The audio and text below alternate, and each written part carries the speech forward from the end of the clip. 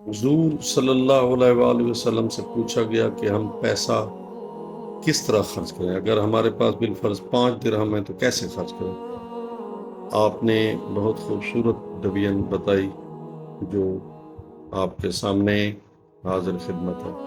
فرمایا سب سے پہلا درہم والدین پر خرچ کریں، سب سے اچھا صدقہ اللہ کی بارگاہ میں وہ ہے جو آپ والدین پر خرچ کرتے ہیں، ٹھیک۔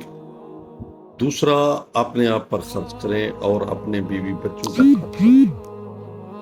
تیسرا جو ہے وہ جو آپ کے قریبی رشتہ دار ہیں، قربا ہیں، ان پر خرچ کریں۔ چوتھا، جو آپ کے ہمسائے ہیں، قریبی ہمسائے، ان پر خرچ کریں۔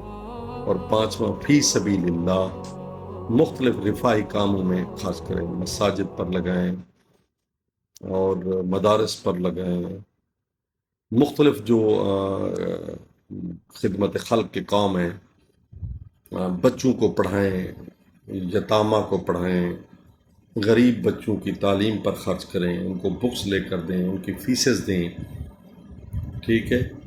تو یہ 5 جو ہے نا 5 اہداف اور 5 جو پوائنٹس بتائے جن پر خرچ کرنے کا حکم ہے کہ آپ جو ہے ان کو پیسہ اگر آپ کے پاس آتا ہے تو آپ اس طرح خرچ کریں،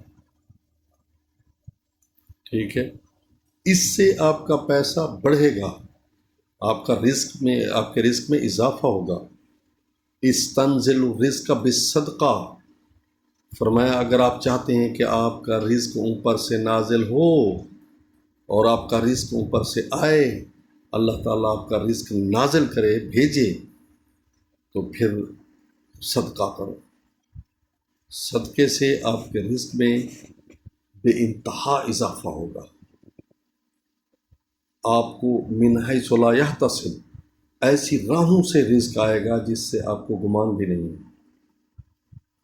تو اس لیے آپ بڑھ چڑھ کر جو ہے نا خرچ کریں، اور یہ خرچ کا انداز ہے جو آپ کو حضور پاک صلی اللہ علیہ وآلہ وسلم نے بیان فرمایا ہے۔ آپ اس طرح خرچ کریں اور صدقہ دیں جس طرح آپ کو بتایا گیا ہے، تو آپ کے رزق میں بے انتہا اضافہ ہوگا، آپ بلائیں سے بچ جائیں گے، مصیبتوں سے بچ جائیں گے، اور اللہ تعالیٰ آپ کو کامیابی عطا کرے۔